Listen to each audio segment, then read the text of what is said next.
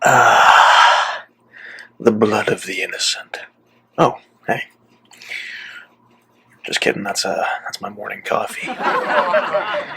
Welcome back to the Hellacious Hero Returns. I am Hellacious Hero Joe. And on today's episode of the show, a few videos back, I had a segment called Stellar Stories, where I showcased a couple different stories that I thought were, kind of obscure and, really not in the mainstream of comic book continuity. And this is part 2 of that. And this segment is going to be called Demonic Deities. Stellar Stories Part 2. Ooh. Where I showcase a couple different comics and characters and themes that kind of live up to the name of the show, Hellacious Hero Returns. Hellacious Hero Joe Hellacious. But the whole idea of characters from like the underworld and hell and demons and the devil and all that kind of stuff is interesting to me. I think it's really cool. It's a really cool thematic how all that stuff kind of shows up in pop culture and art and fantasy and science fiction and music. Just from the top of the dome here, my favorite band, Iron Maiden, and the album The Number of the Beast, and that whole concept and the art and all of that, how it kind of deals with that subject matter and that symbolism and that kind of thing. I think that's really neat. And even the single cover from their second album, Killers, Purgatory, that whole concept and that idea, I think it's really awesome. Just like video games, the character Scorpion in the Mortal Kombat series, he's a specter from the underworld of the nether realm, from hell pretty much. Street Fighter, Akuma, that character, he uses like a demon fist fighting style. Demonic. And Soul Calibur, that fighting game, the character Nightmare, Siegfried gets possessed by this evil entity and becomes a nightmare. Really cool character. Tekken, the character Jin Kazama gets infected with this devil gene and becomes Devil Jin. And I mean, video games like Devil May Cry, you got Dante, he's half demon, half devil, and he has a devil trigger and turns into the demon thing. Amazing. The Doom video game series where you play the demon slayer, the slayer who kills demons. Anime, one of my favorite animes ever, actually. Hellsing and Hellsing Ultimate with Alucard. That character, he's such a badass, but he's like basically Dracula the vampire, but they kind of have this demonic kind of spin and connotation on it, which is awesome. So that kind of encapsulates what this is going to be about. That kind of symbolism, those kind of stories, that kind of motif, if you want to call it.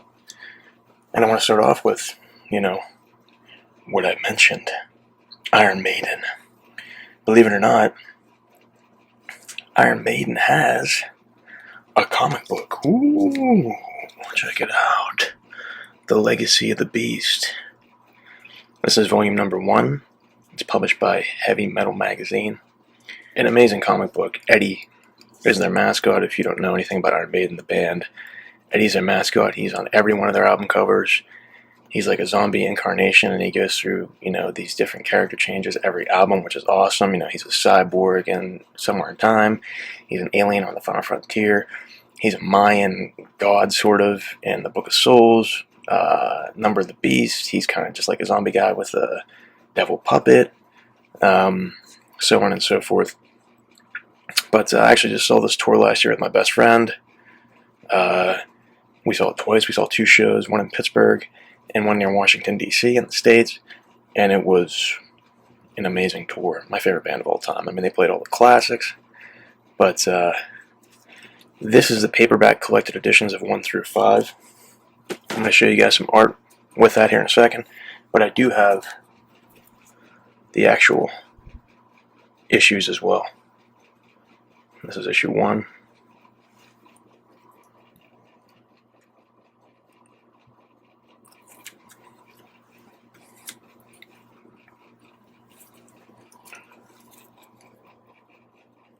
Issue 2.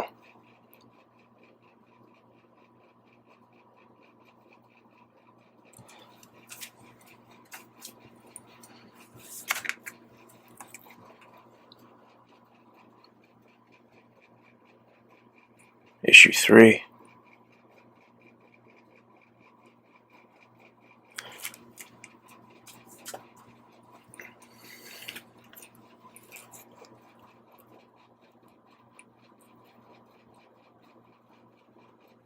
Issue 4.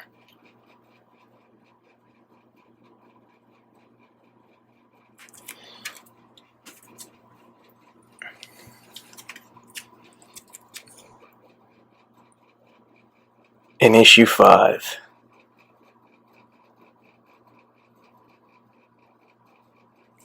Now let's jump in here and look at some art.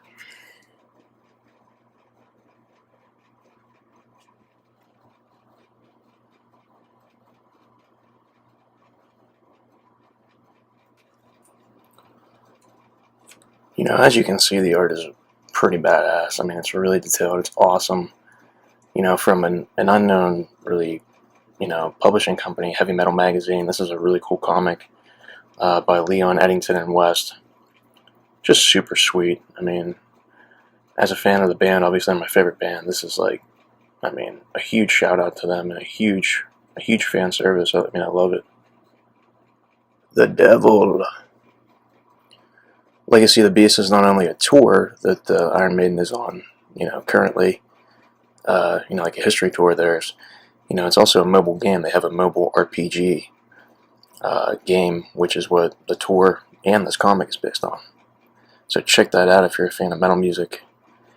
If you like Iron Maiden, Eddie the mascot, amazing.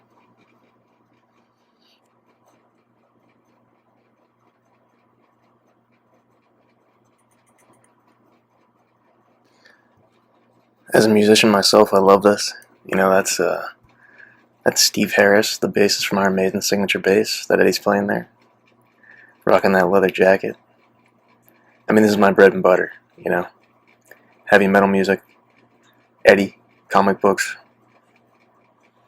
all fused together in one package. I mean, it's amazing. Absolutely phenomenal.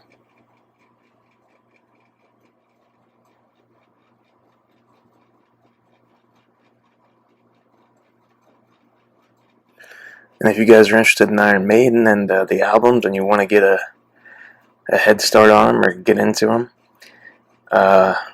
me and my buddy had a podcast. It's kind of on a hiatus right now, but it's on YouTube. We talk about all the albums and our experience with the band. It's called A Matter of Life and Maiden. So check that out if you guys are interested. Give you a little backstory on the band and the albums, and like I said, the tours that we've seen, the videos we've watched, the concerts we've been to, all that cool stuff. Check it out.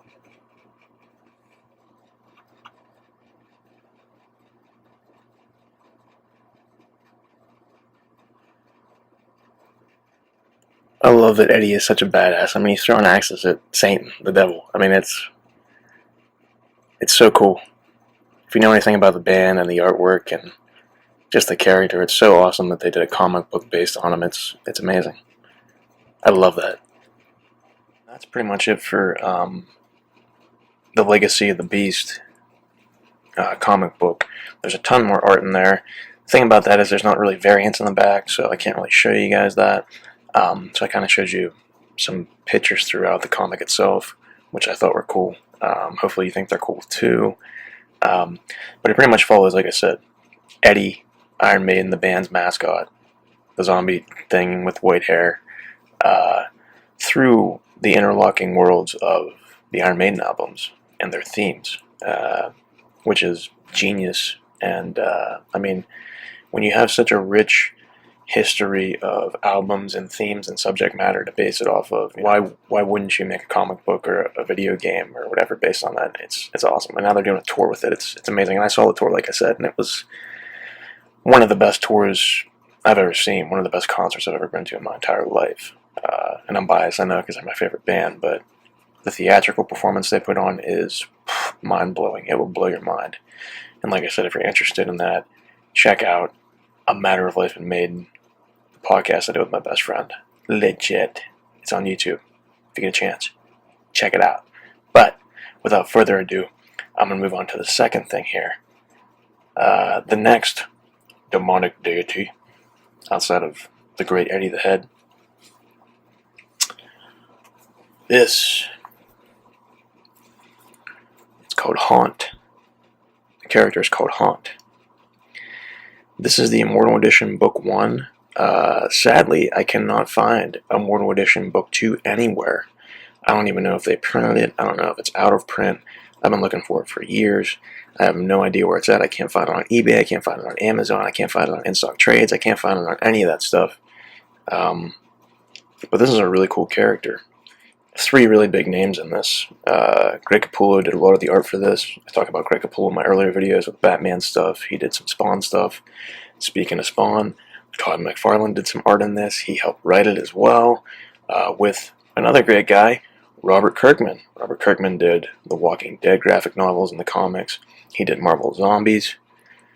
So this character is really unique. If you like that kind of Spawn, Walking Dead kind of thing, this is a really cool character.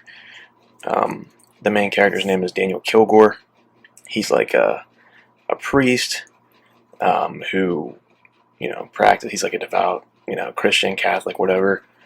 But what happens is his brother, whose name is Kurt, Daniel Kilgore is the priest. His brother Kurt Kilgore was a secret agent for this agency called the Agency, right? And he gets murdered. And what happens is it's called Haunt because his brother's spirit, Daniel's brother's spirit, Kurt, comes back to haunt Daniel. And when the spirit comes back, they kind of fuse through like this ectoplasm thing, and it becomes this character Haunt, which is really, really cool. And McFarlane and Kirkman named the character Kurt Kilgore after Kurt Vonnegut, the author. Slaughterhouse-Five, amazing book. So, it ties into literary stuff as well, which is awesome. But this is a really neat character. Kind of reminds me of, like I said, Spawn. And to a certain extent, a lot of the stuff that Todd did with Spider-Man initially, with Venom, because it's very like symbiotic in appearance. And if you like Venom, and you like Spawn, and you like Kirkman, and you like McFarlane, and you like Capullo, definitely check this out. I'm going to show you guys the variant gallery. But the story pretty much is about how Kurt got murdered, and they kind of have to solve that. And it goes deeper into the agency and the people involved and a bunch of corruption and stories. And it's bloody and it's gory and it's really mature, but it's kick-ass. I'm going to show you guys the art.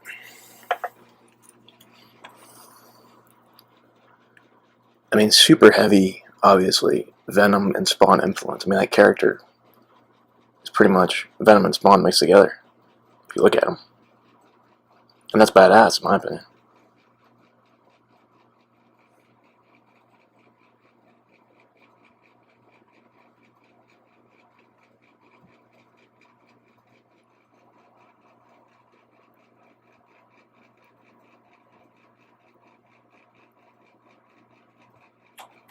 That's so cool.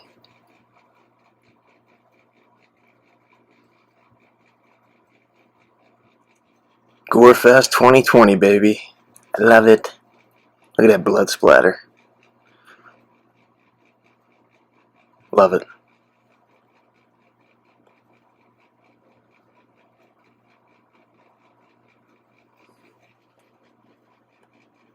Ooh, Haunt's a little kinky, huh? My kind of guy.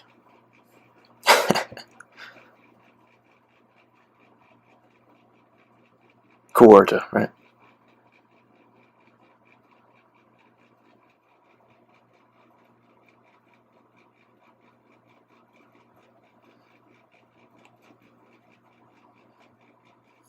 And that's the cover image right there. Danny transforming into Haunt. This is some really conceptual stuff. Pretty cool. Looks different. They finally decided upon that after all the trial and tribulations to make the character look just like that. Which, look at the Spawn influence in the eyes and the Venom influence in the eyes and the face. I mean, it's a perfect combination of that stuff. You can definitely see it.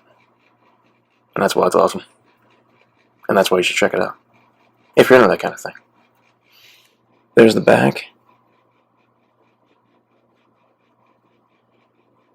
Pretty cool. Hardcover. And that's pretty much it for the Haunt Immortal Edition book. It covers the first 12 issues of the run, I believe. Immortal Edition 2 covers 13 to 24, I believe, but I can't find that anywhere. I have no idea where I can get it. If anybody knows, please let me know.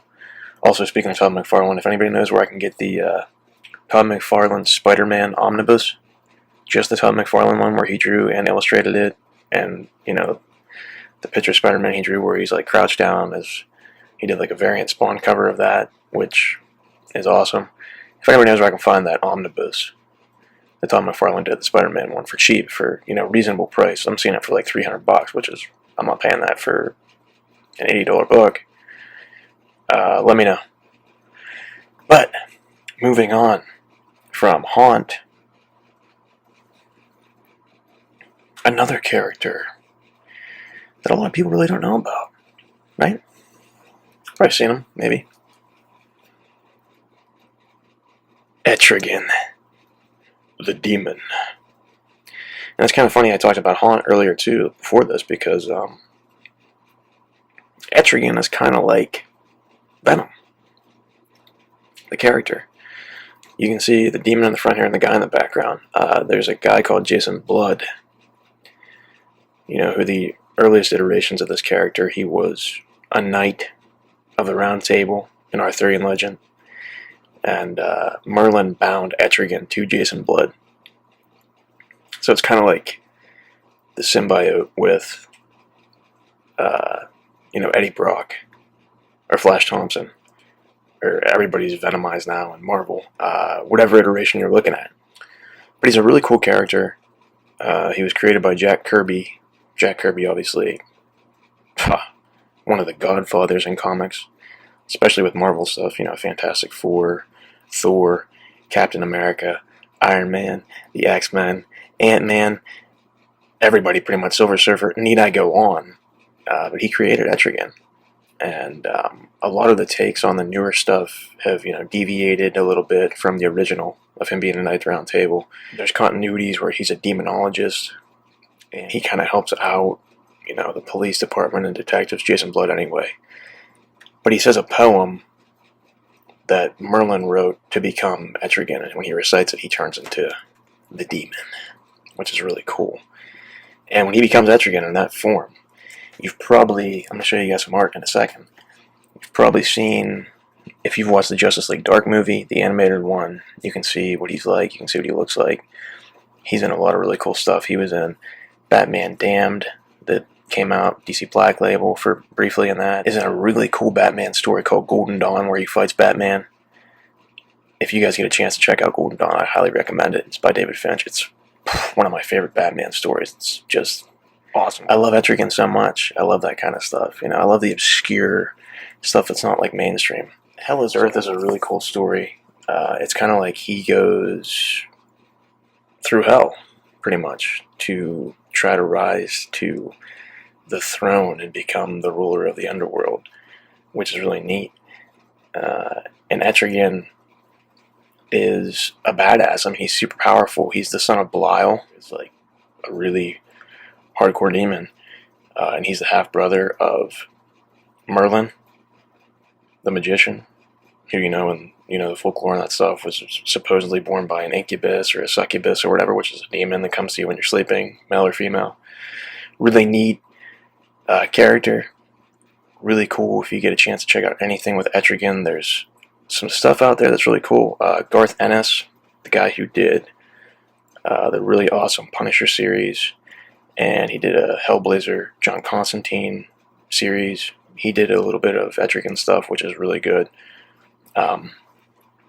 This particular one, though, is by Constant Walker Hennessy and Sotomayor. It's good. It's really good. There's really not a lot of standalone demon stuff. He's kind of like featured in a lot of Batman stories and Justice League Dark stories, like I mentioned. So to find some demon stuff is really neat. If you can get like first appearance stuff and all that, go for it, because he's an awesome character. I'm going to show you the back real quick. I mean, he looks badass. Like I said, he's super strong. He has the strength and the ability to fight characters like, Superman, Wonder Woman, all the super-powered characters in the DC universe. He has foresight, premonition, telepathy. He has a healing factor, kind of like Wolverine in Marvel Comics and Deadpool in Marvel Comics. He can breathe fire. He can manipulate fire. He can manipulate ice. He can fly. He can summon demonic hordes. He can do all kinds of shit. So he's a really cool character. And I'm going to show you guys more, because that's what I do. Judge for yourself.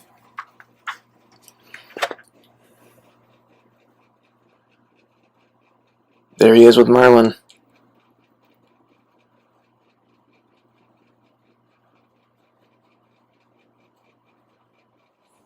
This dialogue here is kind of like Jason Blood talking to him in his head. You can see he's kind of there physically in that panel, but it's kind of all going through Jason's head.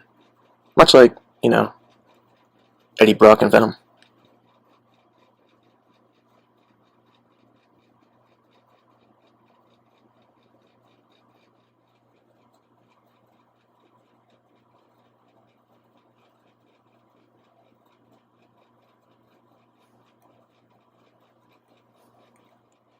This one's so cool. Did I say he can breathe fire? Because he can breathe fire. Like a dragon. That's pretty sweet. A fire-breathing demon. In every sense of the word. Or phrase. Such a badass. I love those bones down there and cinders. It's so cool.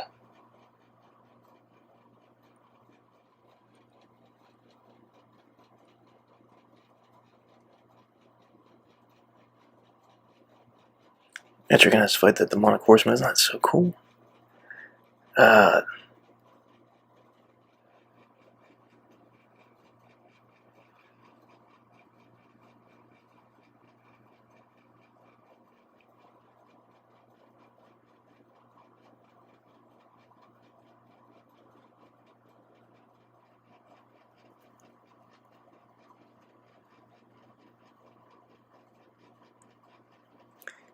Decapitaciones, baby.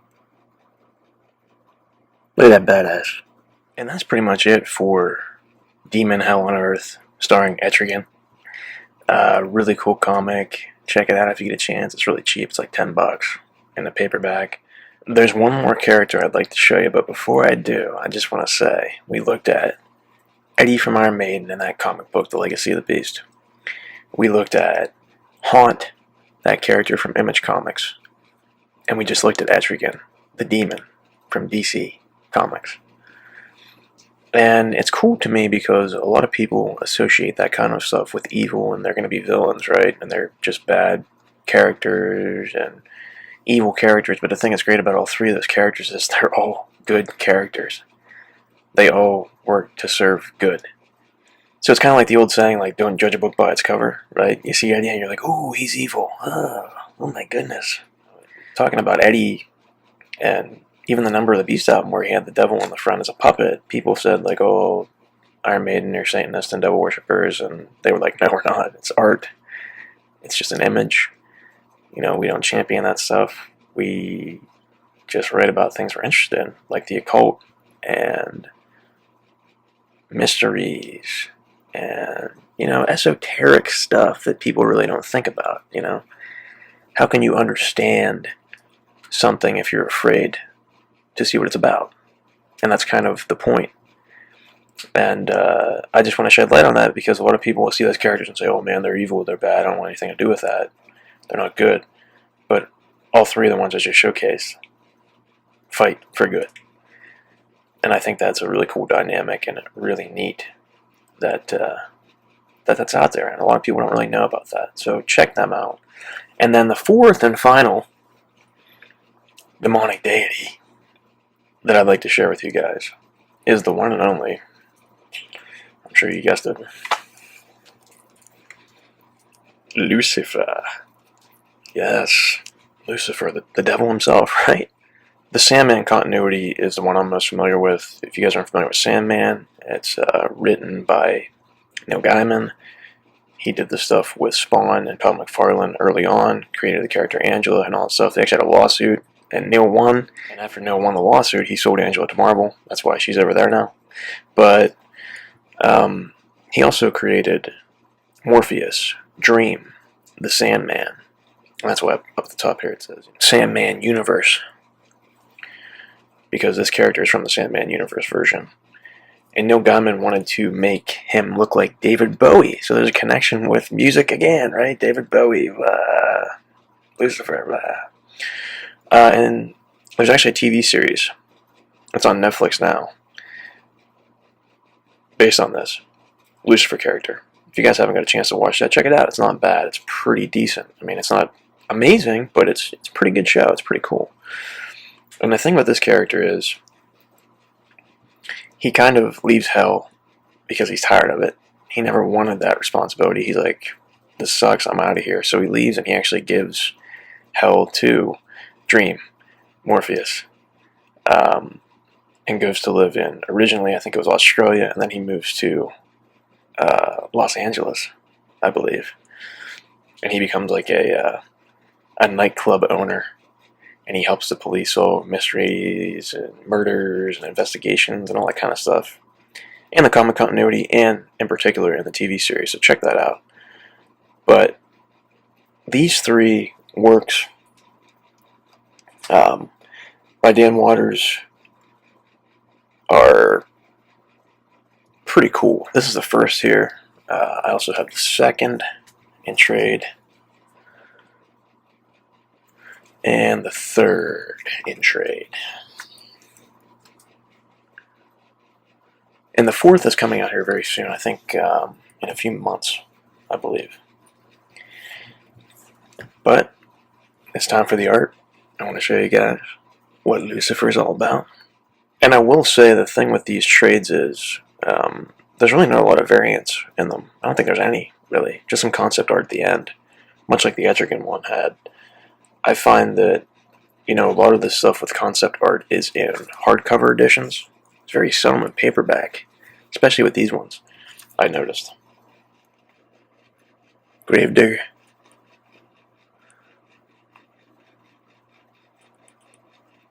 I dig that horned helmet.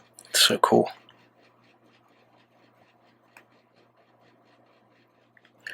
You can kind of see his face there. It looks a little bit like Bowie, right? Close up.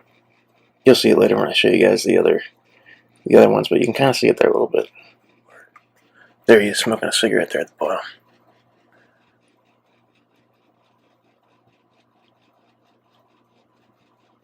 Bowie? Definitely.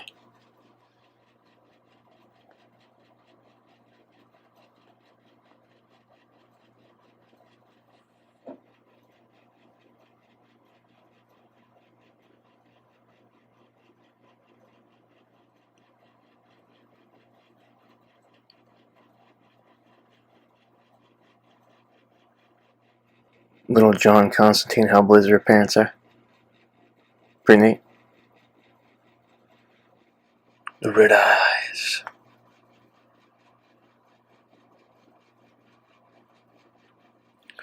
I love that with the horseman on the bottom. Awesome. Horseman of the Apocalypse. The Book of Revelation. So cool.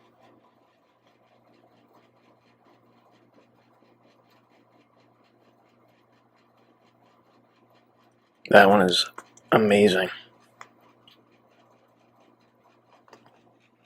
So good.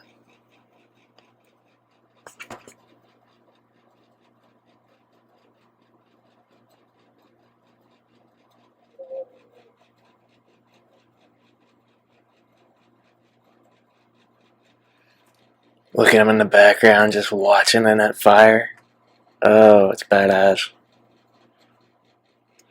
Got a little Baron Samedi looking guy there.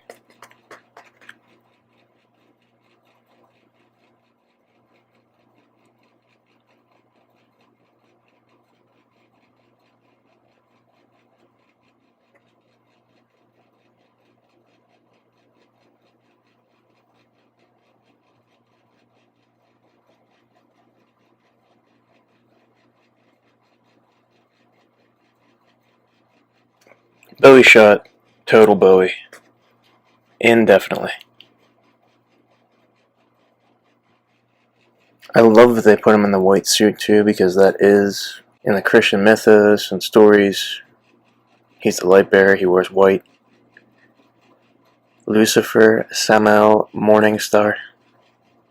Yeah, and that was it. That was all the volumes of Lucifer in that run. And like I said, there's more for that coming out. Super awesome character. Love Gaiman's work. Love that creation of that character. And now we talk about all four, how all of them are heroes. And in that story, Lucifer is kind of like his origin, why he wanted to leave hell, how he came to be where he's at in the present day, in the United States, in Los Angeles, as a nightclub owner, helping the people out, in his travel through, the past. Kind of like an origin story where he came from up to the present day. So it's kind of neat to see that and how it's developing and unfolding. I really like it a lot. But other influences with this whole topic we're talking about, besides that, like I said, I'm a huge Magic the Gathering player, and 3 cards that you can see that kind of, or characters in that universe that you can see the similarities in are Tybalt the Fiend-Blooded, Planeswalker. You can see with the character and the red and the horns and the fire, it's there. Another one is Rakdos, the demon, in his many iterations. He has the Whip of Fire, the demon wings, the horned head. Super badass looking. And the third one from that game is Obnixilis in his many iterations. You can see, look at the character. Look at it. It's neat, isn't it? It's awesome. As I mentioned, this whole segment and this episode is about obscure stories and characters that you pretty much probably never heard of or barely heard of. And hopefully I shed light on those for you. And I want to reiterate again that all of those characters are like anti-heroes. They're good. They're not out to... And that was like Lucifer's main issue. Like, everybody thinks he's this evil guy that wants to torment people and torment souls and have demons haunt people and do this and that to people, when really he was like, he just wanted to be as far away from his father, God, as possible, because it's kind of like a teenager, sort of. Like, you're creating man, the creation of the world, blah, we don't need that, throw a tantrum. It's kind of like, right? And he was banished. But kind of like undeservingly so. Like, maybe he got a raw deal. Like, does he really deserve it? And that's kind of what that character's based on. It's really neat, and I love how they make him look like David Bowie. How badass is that? That's so cool. But again, before we go, remember to check out Iron Maiden Legacy of the Beast comic. Amazing. Give it a shot if you like heavy metal, if you like Iron Maiden, if you like Eddie and the Boys. That's the first one. Number 2, Haunt, the Immortal Edition. Give it a shot if you like Todd McFarlane, Spawn, Robert Kirkman, Walking Dead, Marvel Zombies, Greg Capullo, who did the stuff with Dark Knight's Metal and the drawing with the Batman Who Laughs and all that crazy stuff with Scott Snyder. Give it a shot if you're into that kind of thing. Awesome character. Awesome story. Etregan the Demon. Give it a shot if you like that kind of concept like Venom with the symbiote, where he's one person for a second, and then when he says something or does something, he becomes something else. Really cool character, really cool story. Has a basis in Arthurian legend and that kind of thing too. So you get like Morgan Le Fay, you get Merlin, you get all that really cool, neat, magical stuff that's in Justice League Dark and the Hellblazer stuff. Definitely give it a shot and check it out. Plus, I'm a Batman fan, and he interacts with Batman a lot, so he's in a lot of Batman stories. I mentioned Golden Dawn. Give that a shot. Awesome character, super powerful, really underrated. And then lastly, the king of the demonic deities, Lucifer himself, right? Lord of Light, the light bearer. Really cool character. Check out the TV series. Check out the previous runs to this, and this is the latest run. And also, if you're into this character, check out, Sandman, Neil Gaiman's Sandman stories. They're amazing. He's also an underrated character. I didn't really feature him in this because this is more about, demonic deities, right? These stories and these characters I mentioned, they're all good. They're all fighting for justice. They're all trying to do the right thing in the way they see fit. And I think it's cool. Like, none of them's out for like vengeance or evil. They're not going to try to take over the world. They're just trying to survive and be the best entities they can be, right? So I think it's really cool to check that stuff out. They definitely are all underrated. They all go unnoticed. Check them out. And before I go, there's a ticker across the bottom. There's some really cool people on this ticker. Make sure you guys follow their YouTube pages, subscribe, follow their Instagrams, follow them on there. They are really cool people. They're very, very supportive people too. They help me a lot with helping my channel grow and supporting me and giving me positive feedback and constructive criticism. I'm very, very thankful to call them friends and to have them on my side. So please, please, please, please do your due diligence and follow and subscribe to them. Amazing. Thank you guys very much. I appreciate it. As always, do you, and remember, I am the hero you deserve, and I am the hero you need right now. Until next time, my friends.